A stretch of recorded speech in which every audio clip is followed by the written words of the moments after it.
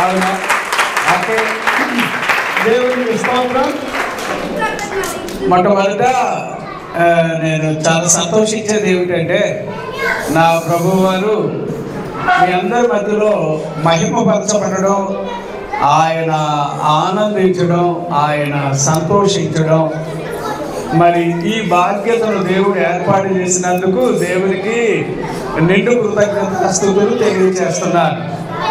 అమ్మా, అరే బాబు, పిల్లలు ఇదిగో ఇక్కడ ఎవరైనా వాళ్ళు కూర్చోవాలి, పిల్లల మధ్యలో కూర్చోవాలి.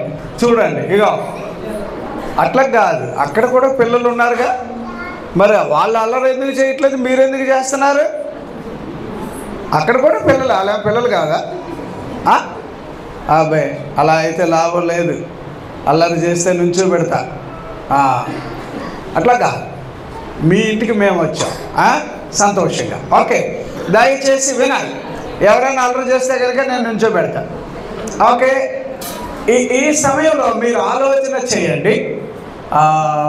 మొట్టమొదటిగా నేను ఈ కార్యక్రమం ఇక్కడ ఏర్పాటు చేయడానికి కారకులైన గెలాక్సీ అపార్ట్మెంట్ నుంచి వచ్చి మందిరానికి హాజరవుతూ వారు అందరూ మరి ఎంతో ఆశ కలిగి, అమ్మ పేరు తెలియదు కదా, సిస్టర్ గారి పేరు, ఆశపడ్డారు. వారు కూడా క్యారల్ సర్వీస్ ఇక్కడ జరగాలని చాలా ఆశపడ్డారు. అందును బట్టి ప్రభు మిమ్మల్ని, మీ కుటుంబాన్ని, మీతో పాటు గెలాక్సీ అపార్ట్మెంట్లో ఉన్న మిమ్మల్ని అందరికీ కూడా ప్రభు పేరు మీద వందనాలు. నాకు చాలా సంతోషం ఏంటంటే ఈ ప్లేస్, ఈ బిల్డింగ్లు ఇవన్నీ లేనప్పుడు నేను ప్రభు పేరు మీద ఇక్కడికి వచ్చాం, అది మాకు సంతోషం. ఆ తర్వాత ఇలాంటి బిల్డింగ్స్ ఇక్కడ అంతా రావడం అది ఇంకొక రకమైన సంతోషం. ఇలాంటి బిల్డింగ్స్ మధ్యలో దేవుని బిడ్డలు ఇక్కడ కనబడడం అది ఇంకా చెప్పసక్యం కానటువంటి ఒక ఆనందం. అందుచేత అమ్మ, మీతో పాటు మీరు ఆహ్వానించిన వారికి కూడా ప్రభు పేరు మీద వారికి శుభవందనాలు తెలియజేస్తూ ఉన్నాను. అయితే నేను ఒక 5 పాయింట్స్ మాత్రం నేను మీతో చెబుతాను. క్రిస్టమస్ అనగా జనరల్గా ప్రజలందరికీ ఇది సంతోషకరమైన సువర్తమానమని బైబిల్లో రాశాడు. బాగా వినండి. ఎవరెవరికి వాళ్ళకే సంతోషం ఉంటుంది, ఎవరెవరికి వాళ్ళకే ఏమో వాళ్ళు ఆనందపడవచ్చు, సంతోషపడవచ్చు. కానీ యేసుక్రీస్తు వారి యొక్క పుట్టుక క్రైస్తవులకి మాత్రము కాదు. అర్థం చేసుకోండి, క్రైస్తవులకి మాత్రమే కాదు, క్రైస్తవులకి అలాగే సర్వలోకములో ఉన్న అన్ని భాషలు మాట్లాడు వారికి ఏమండి యేసు ప్రభు పుట్టినందువలన మీరు బైబిల్ గ్రంథంలో ఆలోచన చేయాలి. చిన్న అంటే ఇంకా పుట్టక ముందు కూడా వాళ్ళకి సంతోషం అని రాశాడు బైబిల్లో. అదే నాకు అంతుపట్టని సత్యము. పుట్టలేదు, ఇంకా తల్లి గర్భంలో ఉన్నాడు. బాప్తిస్మిచ్చి యోహాన్ అని ఒక అబ్బాయి ఇంకా పుట్టలేదు. పుట్టక ముందు కడుపులో ఉండగా యేసు ప్రభు వారి యొక్క జన్మ ఈ ప్రత్యేకత కలిగి ఉన్న మరియ వాళ్ళ ఇంటికి వచ్చింది, ఎలిజబెత్ గారి ఇంటికి వచ్చింది.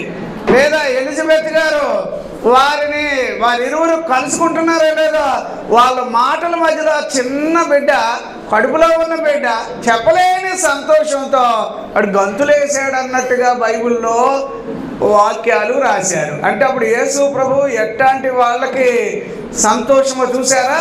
ఇంకా పుట్టక ముందే వాళ్ళకి సంతోషం. బైబిల్లో ముసలోడు ఉన్నాడు ఒక ఆయన ఎవరు అని అంటే జకరియా, ఎలిజబెత్ అని అంటాం. వాళ్ళకే సంతోషం. ఇంతకన్నా ఇంకా ముసలాయన ఉన్నాడు ఒక సిమియోన్ అనే ఆయన మరీ ఎక్కువ సంతోషపడ్డాడు. అంటే నేనేమంటున్నానంటే యేసు ప్రభు అని అనగా ఏదో కొంతమందికి చెందుతాడు అనేది క్రిస్టమస్ కార్యక్రమం కాదు. క్రిస్టమస్ అని అనగా it is for everybody to get rejoice అన్నట్టుగా, హ్యాపీగా ఉండడానికి, ఆనందంగా ఉండడానికి యేసు ప్రభు ఈ లోకంలో జన్మించడం ఎంత అద్భుతమో మీకు ఎలా చెబితే అర్థమవుతుందో. కానీ నేను కొంచెం ప్రయత్నం చేస్తాను. బైబిల్ వాక్యాల్లో ఈ యేసు ప్రభు వారు ఏది పుట్టాడు అని నేను మాట అంటున్నాను, కానీ మనుషుల మధ్యలో మనిషిగా కనబడడానికి ఆయన ఈ రూపంలో వచ్చాడు. అది ఒక ప్రత్యేకత. కానీ దానికి ముందు ఆయన ఎక్కడున్నాడు అని అన్నప్పుడు ఏమండి బైబిల్ వాక్యాల్లో ఫిలిప్పీయులకు రాసిన పత్రిక 2వ అధ్యాయం 6వ వచనంలో మీరు గనుక అక్కడ చదివితే విడువకూడని గొప్ప భాగ్యము అని రాశాడు. అక్కడ విడువకూడని గొప్ప భాగ్యములో ఆయన అక్కడ ఉండేవాడు అని బైబిల్లో చదువుతాం. దానిని విడిచిపెట్టుకొని నీ కొరకు నా కొరకు జన్మించాడు అంటే ప్రతి వారు చెప్పలేనంత సంతోషం కలిగిన వారిగా ఉండాలి.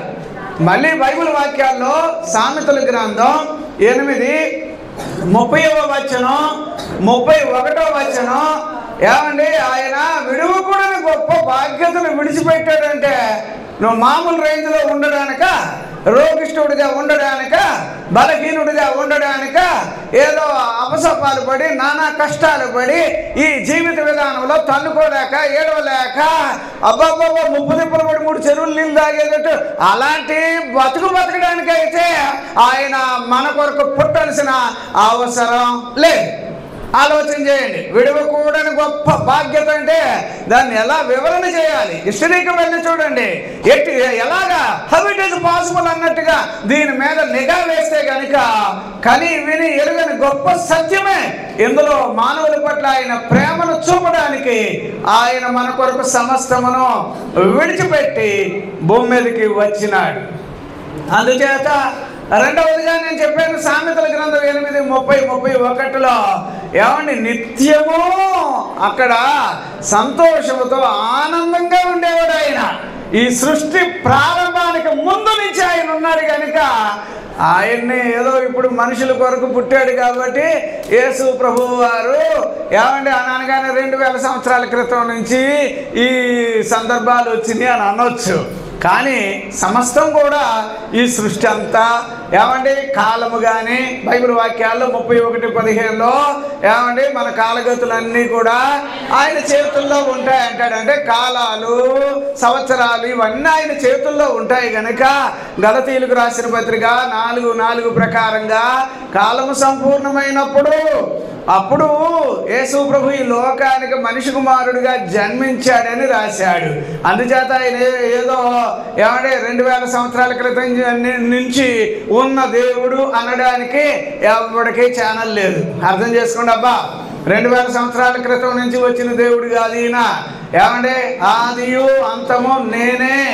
ఏమంటే నాకు ముందు ఎవరు ఉండరు, నా తర్వాత ఎవరు ఉండరు అని వాక్యాల్లో ఘోషిస్తూ ఉంటే ఇట్లాంటి దేవుణ్ణి ఏమంటే ఏదో యేసు ప్రభు అని అనగానే తెల్లోళ్ళకి దేవుడనో నల్లోళ్ళకి దేవుడనో లేదా మనలాంటి బ్రౌన్ కలర్లో ఉండే మనకి దేవుడనో ఇలాగా ఎవడెవడో తెలియనోళ్ళు ఇలాగా వివరించుకుంటున్నారు. కానీ మనిషి అనే ప్రతి వాడికి ఈయనొక్కడే దేవుడు. బైబిల్ వాక్యాల్లో 2:13 తీతు పత్రికలో చదువుతాం మహాదేవుడు అని రాశాడు. ఏమంటే 1 యోహాను పత్రిక 5:20వ వచనంలో ఏమంటే నిజమైన దేవుడు అని రాశాడు. ఏమంటే బైబిల్ వాక్యాల్లో ఏమంటే యోహాను సువార్త 4వ అధ్యాయం 42వ వచనంలో నిజముగా ఆయన లోక రక్షకుడు అని రాశాడు. ఎంత గొప్ప దేవుణ్ణి ఏమంటే నీ జీవితంలో నా జీవితంలో కలిగి లేకపోవడం ప్రమాదం. నేను చెప్పేది వినండి. కలిగి లేకపోవడం బైబిల్ వాక్యాల్లో ఏమండి 9వ అధ్యాయం 2వ కొరింథీ 15వ వచనంలో చెప్పసఖ్యము కానీ ఎవరండి ఆయన దేవుని వరం.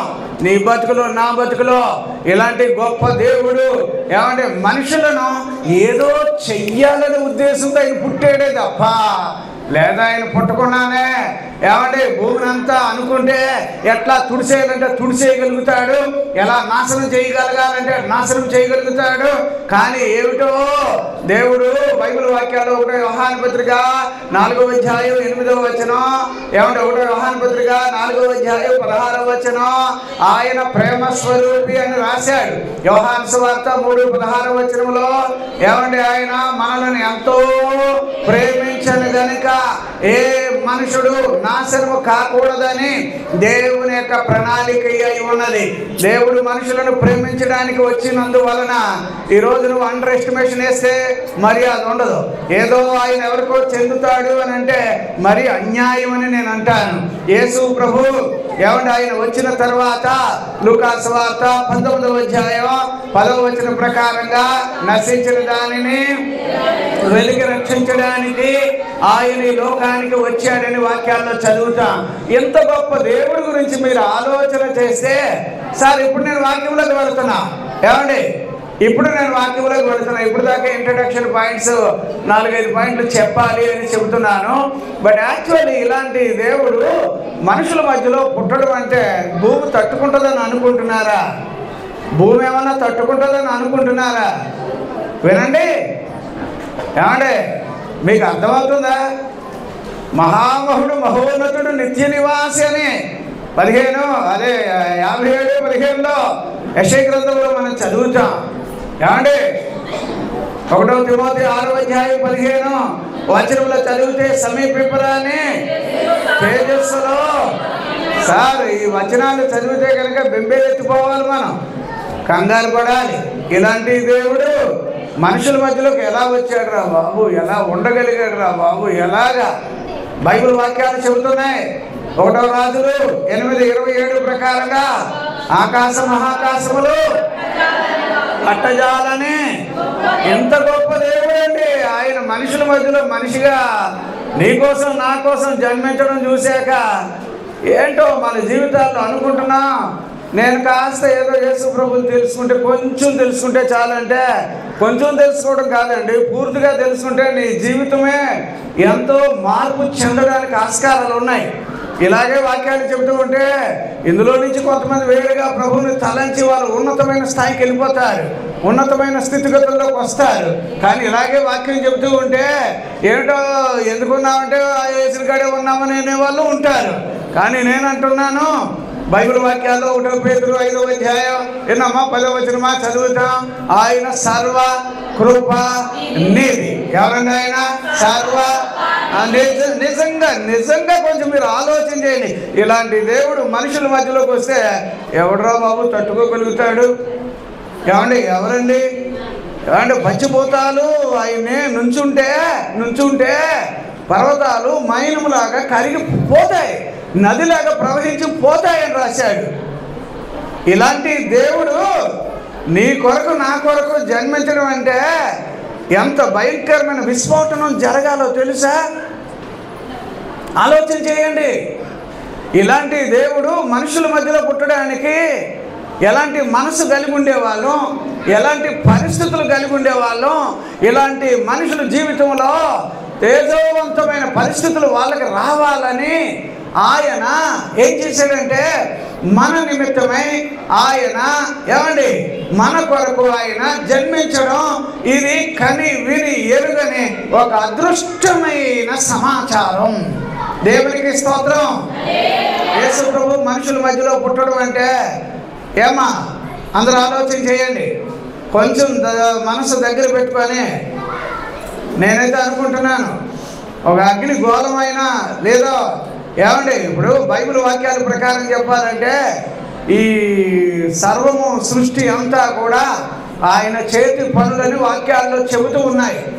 అలాగా ఉన్న అంత గొప్ప దేవుడు, సూర్యుని కన్నా శక్తి కలిగిన వాడు, బలముల కన్నా మించిన బలము కలిగిన వాడు, జ్ఞానముల కన్నా మించిన అధిక జ్ఞానము కలిగిన వాడు, ఆయన మనుషుల మధ్యలో ఏమంటే జన్మించడం అంటే ఒక్కసారి నువ్వు ఆలోచన చెయ్యి. నేను ఈ వాక్యాన్ని ఏమంటే చెప్పడానికి ముందుగా నేను అంటున్నా, ఎంత గొప్ప దేవుడు, సమీపింపురాని తేజస్సులో తానొక్కడే నివసించగలిగిన వాడు, అగ్నిమయమైన నేత్రాలు కలిగిన వాడని వాక్యాల్లో చదువుతాం. దహించు అగ్ని అని ఎక్కడ మనం 12లోనమ్మా ఏప్రిల్కి రాసిన పత్రికలో మనం చదువుతాం. ఒక విధంగా నేను అంటున్నా, ఆయన మాటలు అగ్నిమయమైన మాటలు గలవాడని చదువుతాం. ఆయనకి అసాధ్యమైనదంటూ ఎప్పటికీ ఉండదు అని వాక్యాల్లో చదువుతా. ఇలాంటి గొప్ప దేవుడు నీ జీవితంలో, నా జీవితంలో ఆయన జన్మించడం సార్ ఎంత ఆశ్చర్యమో తెలుసా, ఎంత ఆశ్చర్యమో తెలుసా. ఒక్కసారి మీరే ఇలాంటి గొప్ప దేవుడు నీ కోసం జన్మించాడు అని అంటే విడవకూడని బాధ్యతను విడిచి వచ్చిన దేవానికి స్తోత్రం అని చెప్పొద్దు? సమీపింపరాని తేజస్సులో నువ్వు అక్కడవే నివసించేవాడు, ఇట్లాంటి దేవుడు నా కోసం దిగొచ్చావే అని సంతోషంగా ఆయనకి మహిమ చెల్లించొద్దు? ఏమంటే ఎంత చక్కటి దేవుడండి ఈ దేవుడు. మన మీద ప్రణాళిక కలిగి ఎప్పుడూ నిత్యము అక్కడ సంతోషించే దేవాది దేవుడు. ఏమండి ఏ లోపము లేనటువంటి వాడు.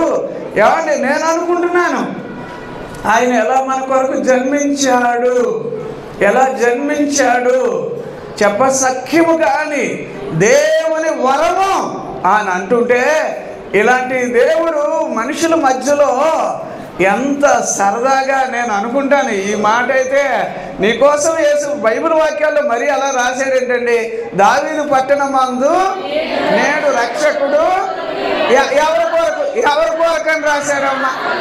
ఇప్పుడు ఎవడైనా నా కోసం ఎవరు రక్షించేవాడు లేడండి, నన్ను పట్టించుకునేవాడు లేడండి, నా కోసం అంటే ఎవరు లేరండి అంటే అదో పెద్ద అబద్ధం. నీకోసమే యేసు ప్రభు లోకములో జన్మించాడు. ఎంతకన్నా నీకేం కావాలి? చాలామంది రకరకాలుగా ఏవేవో చెబుతారు. నేనైతే నా యేసు ప్రభు గురించి ఒక్కటే చెబుతా. ఇదే యేసు ప్రభు గురించి చాలామంది మాట్లాడవచ్చు. ఎంతమంది మాట్లాడినా ఈయన మాత్రం నీ కొరకే రక్షకుడిగా పుట్టాడే తప్ప నిన్ను నాశనం చేయడానికి ఆయన పుట్టలేదు. అది నేను చెప్పదలుచుకున్న ఒక సత్యం. అందుకే విపరీతంగా ఆయన ప్రేమించాడు. ఆయన ప్రేమ వలన 38:17 యెషయా గ్రంథంలో చావు గోతులో నుండి తన ప్రేమ చేత మనుషులను పైకి లేవనెత్తగలిగిన వాడు.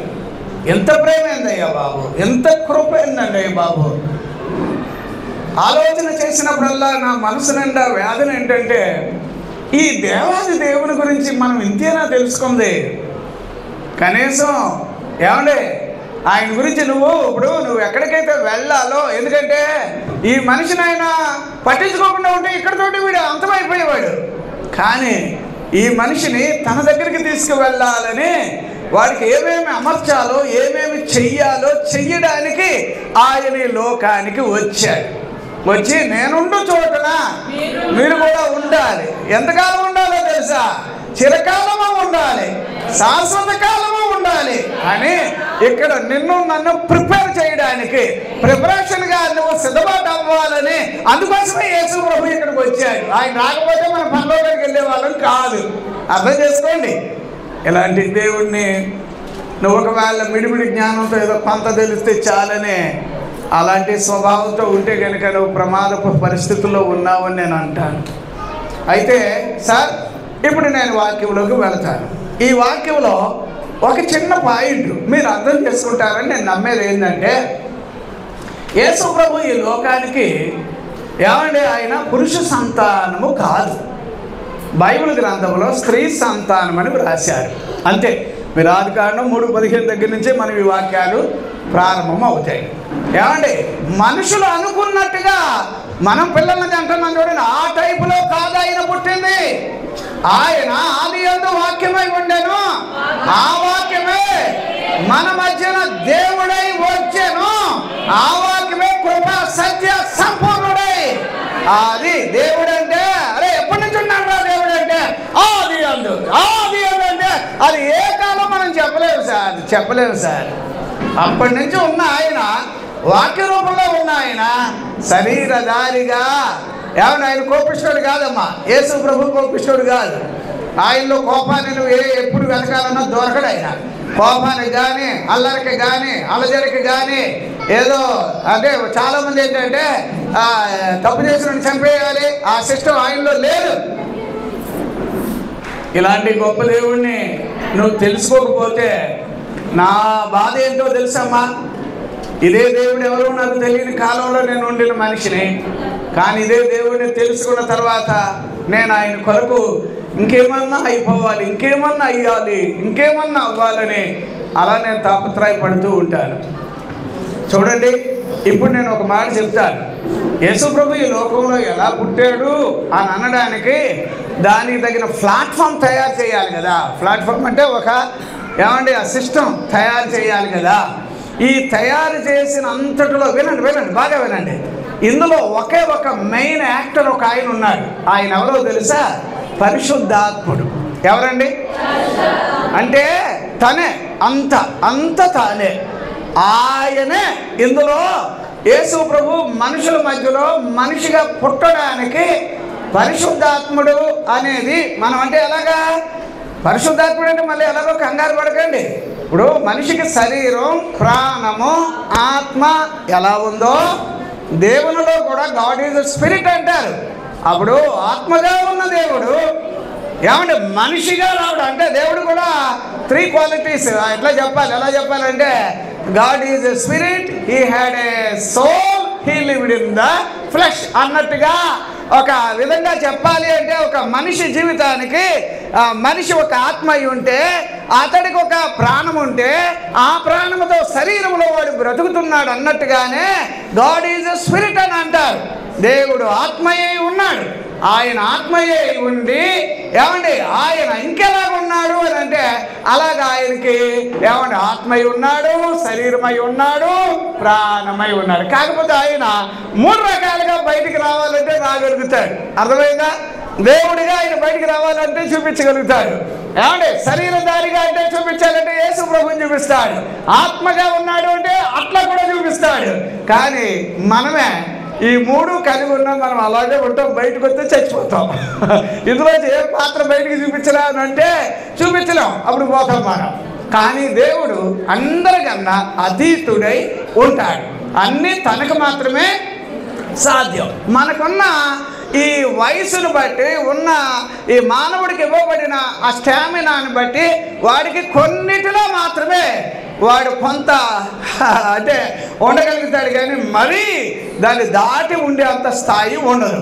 అయితే ఈ మనిషినే తనలాగా చెయ్యాలని 1వ యోహాను పత్రిక 3వ అధ్యాయం 1-2 వచనాలు చదివితే కనుక తనలాగా తయారయ్యాలి, తనలాగా ఉండిపోవాలని అలా చేయడానికి ఆ సిద్ధపాటు చేయడానికే మామూలుగా కొద్ది కాలం బ్రతికే మనిషి శాశ్వత కాలం బ్రతకాలి అంటే, చిరకాలం ఆయువులో బ్రతకాలంటే దానికి యేసు ప్రభువే కారణం. అది ఆయన రావడం వలన మన జీవితాలు ఇన్ని మార్పులు వస్తాయి. సరే, ఇప్పుడు యేసు ప్రభు వారు ఏమని జన్మించడానికి సమాచారం ఎవరు తీసుకొచ్చారు? పరలోకము నుండి దేవదూత తీసుకొచ్చారు. దేవదూత తీసుకొచ్చి ఎవరికి చెప్పారంటే కన్య మరియకు చెప్పారు. అంటే కన్య మరియకు ఎలా పుడతారండి అంటే ఏదో అలా పెద్ద కళ్ళు ఎట్టుకొని చూడాల్సిన అవసరం లేదు. ఆయనకు అసాధ్యమైంది ఇప్పుడు ఉండదు, ఎప్పుడు ఉండదు, ఎప్పటికీ ఉండదు. రాళ్ళుని అనుకుంటే ఆయన ఏమండి పిల్లలు చేయగలుగుతాడు. మట్టిని కదా మనిషిని చేసింది, మట్టిని కాదండి మనిషిని చేసింది. ఈడైనా ఎగస్ట్రా వచ్చాడా? మట్టిలో నుంచి ఆయన మాణిక్యంలాగా మనిషిని సృష్టిస్తే అది ఎలాగండి? మనిషి ఎలా పుడతాడండి? మనిషి ఎలాగండి? యేసు ప్రభు ఎలాగొకలో ఎవరో ఒకరు పుట్టుంటాడు కదంటే ఏం కాదు. ఆయన పుట్టడానికి ఒక ప్లాట్ఫామ్ ఏంటంటే కన్య మరియను ఎన్నుకున్నాడు. ఆ కన్య మరియ కూడా ఎవరో కాదు. ఇదో వినాలి, ఊరికే ఎవరికి పడితే వాళ్ళల్లో యేసు ప్రభు కనిపించేస్తాడని అనుకోకండి. తాగుబోతుంటే వాళ్ళలో కూడా యేసు ప్రభు కనిపిస్తే ఎలాగా? నిన్న ఒక ఆయన నేను అక్కడ వాక్యం చెప్తా ఉంటే పక్కన చెప్తున్నాడు, నాకు కోపం అంటే కోపం వచ్చింది, తాగుబోతులు కూడా పరలోక రాజ్యానికి వస్తాడని చెప్తున్నాడు. అది ఎవడో కానీ మీలో ఎవరో వినుంటారని అనుకుంటున్నాను. విన్నారా వెళ్ళలేదా? ఒళ్ళు మండిపోయింది నాకు, ఏం చేయాలరా అని అనుకున్నాను. తాగుబోతుడు పరలోకానికి వచ్చేస్తే ఇక పరలోకం పాడైపోదా? అలాగే చెప్తున్నాడు. మళ్ళీ దానికి ఆధారం కూడా ఏం లేదండి. బాప్తిజం పొంది రక్షించబడ్డాడు, నీతిమంతుడు అయిపోయాడు. నీతిమంతుడు అయిపోయి మరి తాగుడు మానేశాడంటే మానలేదు, వ్యభిచారాలు మానలేదు, చెత్త పనులు చేయలేదు, మున్సిపాలిటీలో ఉన్నాడు.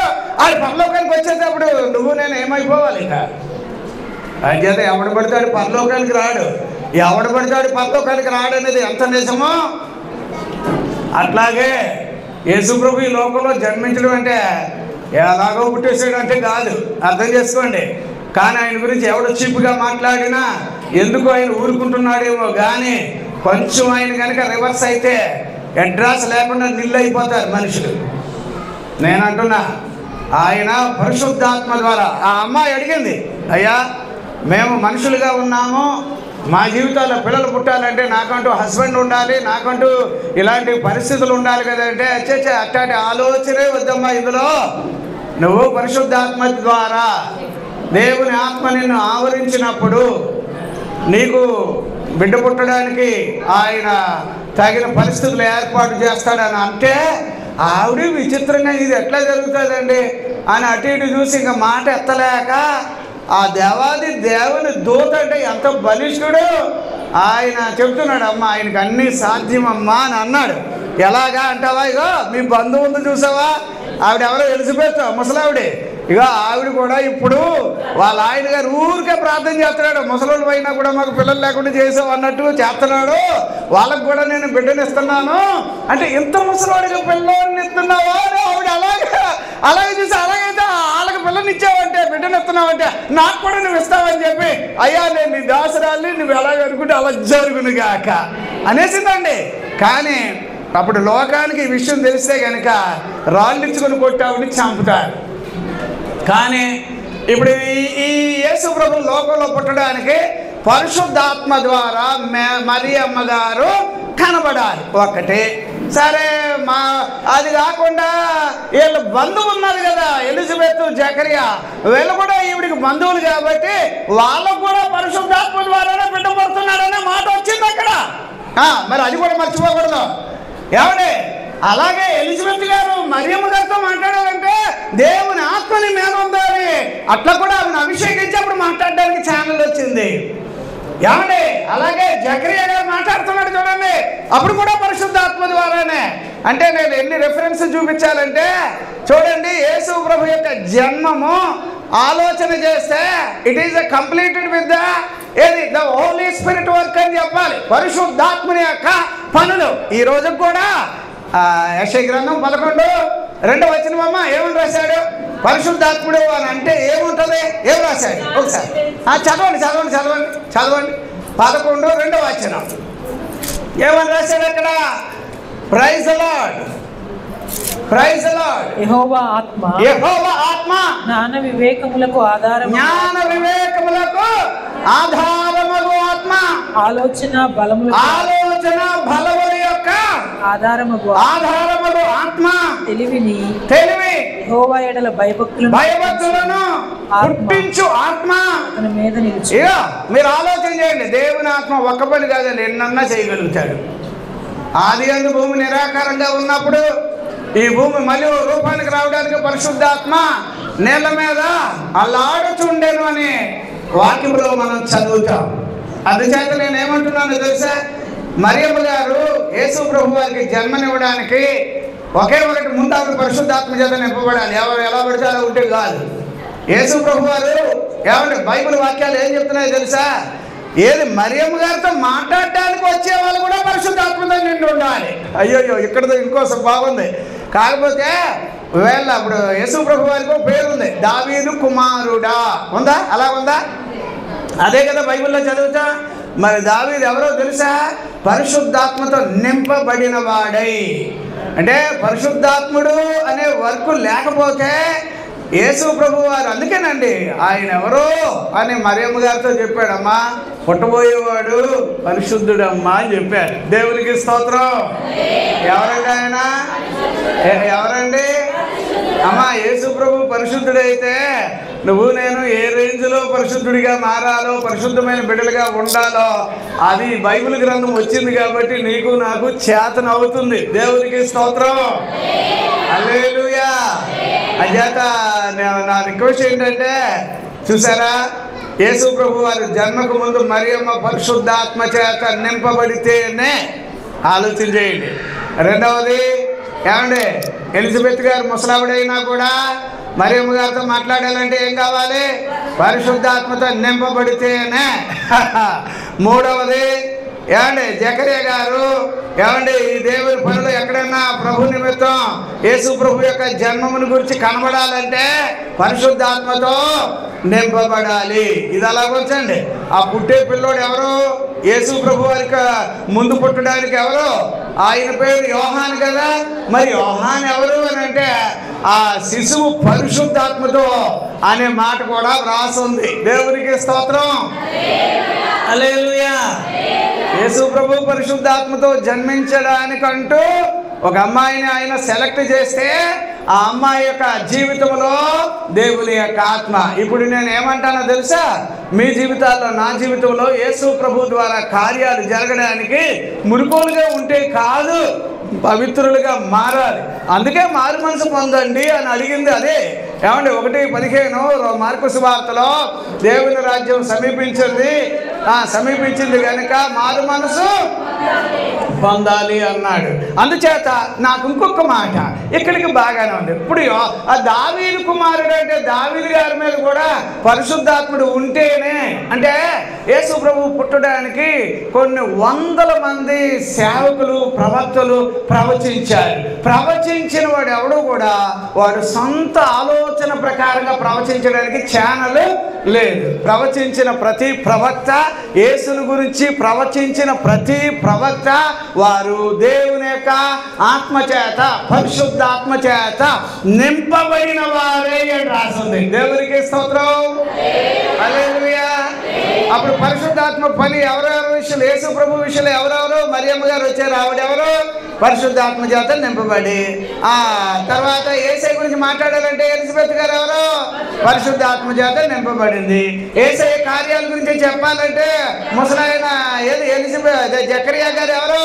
పరిశుద్ధాత్మ చేత నింపబడిన వాడే.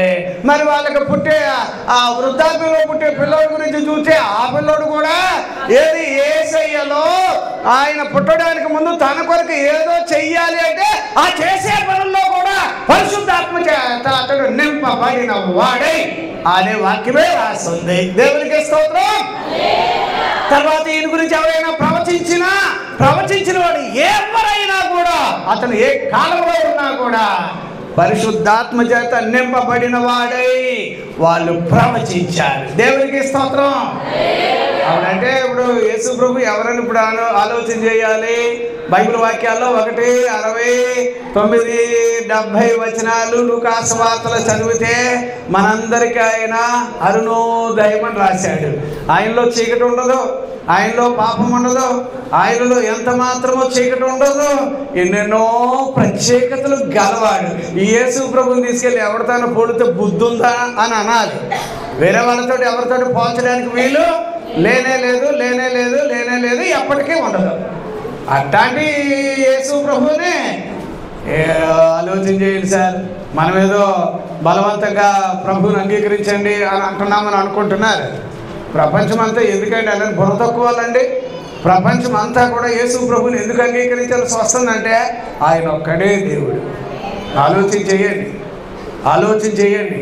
అందుకోసం నేనేమంటానంటే యేసు ప్రభుని రక్షకుడిగా, ప్రభువుగా నీ జీవితానికి కావాలంటే రోమాపత్రిక 10:9-10 నీ హృదయంలో విశ్వసించి నీ నోటితో నువ్వు ఒప్పుకోగలిగితే నువ్వు ఆ దెబ్బతో నువ్వు రక్షించబడతావని రాశాడు. అంతే.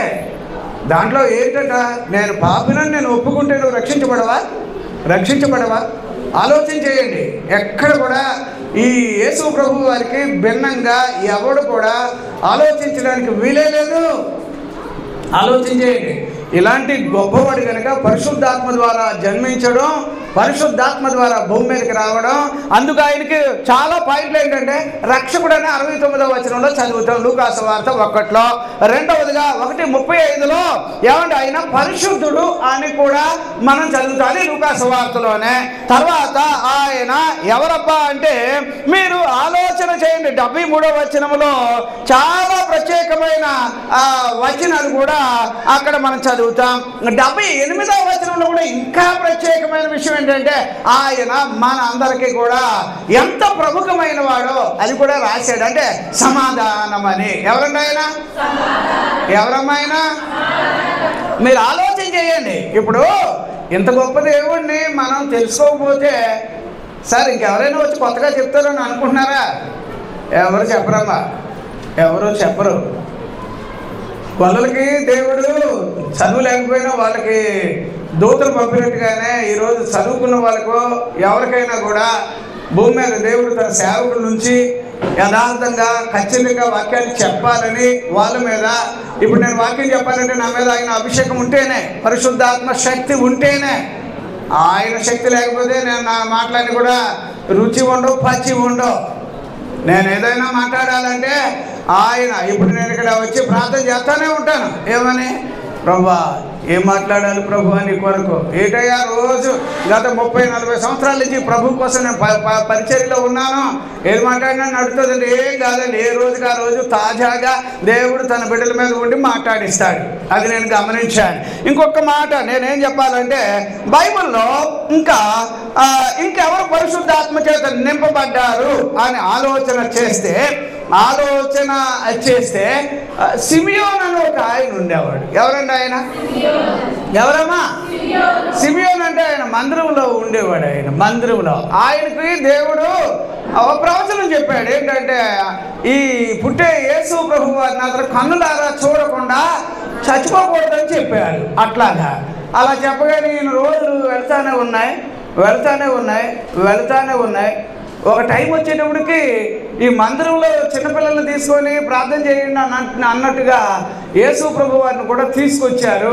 ఇలా చేత్తో పట్టుకున్నాడో లేదో వెంటనే పరిశుద్ధాత్ముడు అతని మీదకి రావడం జరిగింది.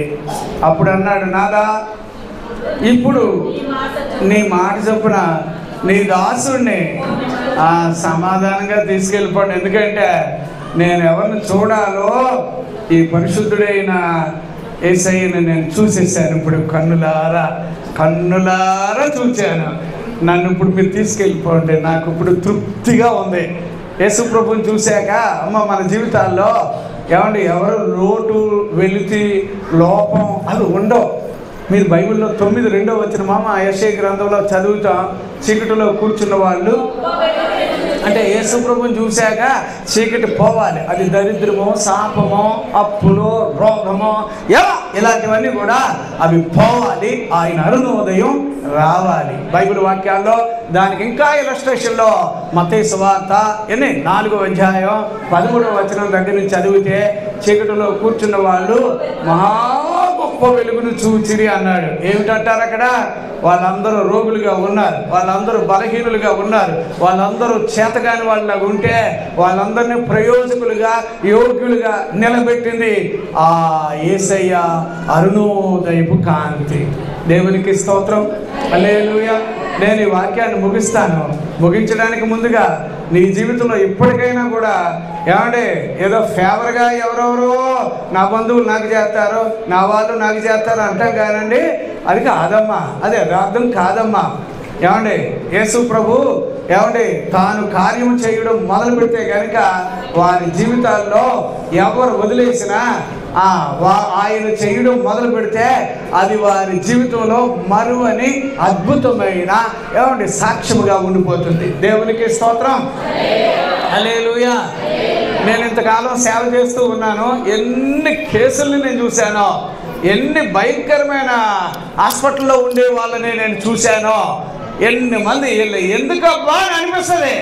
కానీ దేవుడు వారిని ప్రేమించడం చూచాక, వాళ్ళు విడుదల చేయబడడం చూచాక, వాళ్ళు కాపాడబడడం చూచాక నేను ఆశ్చర్యపోతూ ఉంటాను. ప్రభువా, ఈ లోకానికి నువ్వు రావలసిన వాడివై ఉండి మా బ్రతుకులను మార్చినందుకు వందనాలని చెబుతాను. యేసయ్య మన కొరకు జన్మించాడు. ఆయన భూమి మీదకి వచ్చిన తర్వాత ఈ భూమిలో ఆయన ఎంతకాలం బ్రతికాడో ఆ బ్రతికిన అంతకాలం 33.5 సంవత్సరాలని చెబుతారు. అంతే కదా. ఈ 33.5 సంవత్సరాలు అగ్నిగోళము కన్నా శక్తివంతంగా ఉండేవాడు ఎట్లా ఉన్నాడు ఈ భూమి మీద అంటే అంతు పట్టదంతే. అది వివరించలేము, వర్ణించలేము. ఆయన ఉన్న 33.5 సంవత్సరాలనే తిరగ రాయడానికి, చదవడానికి, పరిశీలన చేయడానికి ఎప్పటి వరకు 2000 సంవత్సరాలు అయినా ఇంకా పూర్తిగా ఎవరికి అర్థం కాలేదు. అంటే ఒక్క నిమిషం కానీ, ఒక్క సెకండ్ కానీ నేను అంటున్నాను ఆయన వేస్ట్ చెయ్యలేదు అని అంటాను అంతే. అలాంటి దేవుడు రాత్రి అయినా పగలైనా ఏమండి ఆయన మన కొరకు ఇప్పటికీ కూడా సజీవుడై ఉండి విజ్ఞాపన చేసే పరిశుద్ధుడు. 7వ అధ్యాయం 25-26 హెబ్రీయులకు రాసిన పత్రికలో ఇట్టి ప్రధాన యాజకుడు ఎవరండి ఆయన? మనకు చెప్పరైతే నాకు నా జీవితానికి ఆయన చాలు, యేసు చాలును, హల్లెలూయా, యేసు చాలును, హల్లెలూయా. ఏ సమయమైన ఏ స్థితికైనా నా జీవితములో యేసు చాలును, యేసు చాలును, హల్లెలూయా, యేసు చాలును, హల్లెలూయా.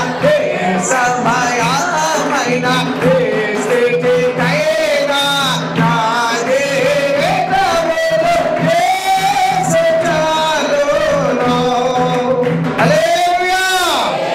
Happy Christmas, merry Christmas, happy Christmas.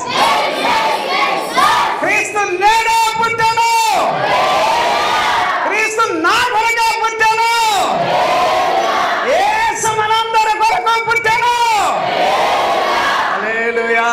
మీరందరూ కూడానమ్మా సంతోషం మీద సంతోషంగా ఉండడానికే యేసయ్య పుట్టాడు. ఆయన వచ్చాక మన ముఖాలు ఏడు ముఖాల్లో పెట్టుకోవాల్సిన అవసరం లేదు. అయినోడు కానట్టు పోయినా కానోడు కాకుండా పోయినా యేసయ్య ఒక్కటి చాలు. ఆయన వచ్చిన తర్వాత నేను చెప్తున్నా, ఏమంటే మీ మధ్యలో వాక్యం చెప్పే వ్యక్తిని నేను. యేసు ప్రభుకి ఎంతో వ్యతిరేకిని ఒక కాలంలో. యేసు ప్రభు గురించి చెప్పిన ఊరుకుంటే ఒట్టు అంత తిక్కగా ఉండేది. అలాంటి మనిషిని నేను మారాను. నేను తెలుసుకోవడానికి కారణం 6 నెలలు నన్ను సతాయించాడు అనుకోండి. 6 నెలలు ఖచ్చితంగా ఈ ఇంటికి వస్తున్నాడని చెప్పి ఆ ఇల్లు ఖాళీ చేసి వేరే ఇంటికి వెళితే అక్కడికి వచ్చాడు.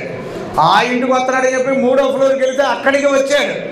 నాకు అర్థం కాలేదు, ఎవరికైనా చెప్పి తీరాలరా బాబు, ఎవరికైనా చెప్తే భ్రమ పట్టింది అంటున్నారు. నాకు భ్రమ ఏంట్రా బాబు, కళ్ళు నేను నిద్రపోకుండా ఉంటేనే వస్తున్నాడు, కళ్ళు రావట్లేదు అని ఆ విషయం చెప్పాను. చెబితే ఎవరో చెప్పారు, ఆ యేసయ్య గురించి మాట్లాడే వాళ్ళ మీద విరుచుకుపడితే రాడుగా అన్నాడు. ఆ పని చేశాను నేను, ఆ పనే ఘోరంగా చేశాను ఏమంటే. కానీ యేసయ్య నన్ను వదలలేదు. నేనేమంటున్నానంటే ఏమంటే యేసు ప్రభు వారు ఈ లోకానికి రావడం వలన ప్రజలందరికీ సంతోషకరమైన మహాస్వర్తమానం అన్నాడు. యేసయ్య పుట్టాడంటే నా పేరు నువ్వు ఎత్తుతేనే నీకు ఆశీర్వాదం, ఆ పేరు నువ్వు తలస్తేనే నీకు ఆశీర్వాదం. ఆ పేరు గురించి బైబిల్ వాక్యాల్లో 9:5లో నెహెమ్యా గ్రంథంలో ఎటువంటి వాదట? సకల ఆశీర్వాదములకు మించిన ఘనమైన నామము అని రాశాడు. దేవుడు ఆ పేరు మీద మిమ్మల్ని నన్ను మనందరినీ దీవించునుగాక. ఈ గెలాక్సీ అపార్ట్మెంట్ వారందరికీ ప్రభు పేరు మీద వందనాలు, శుభవందనాలు. ప్రభు మిమ్మల్ని అందరినీ దీవించునుగాక. ఆమేన్. రండమ్మా, మీరు ఏదో కార్యక్రమం చేస్తామని అన్నారు, చాలా సంతోషం. Praise the lord. ప్రభు అందరినీ దీవించునుగాక. Praise the lord.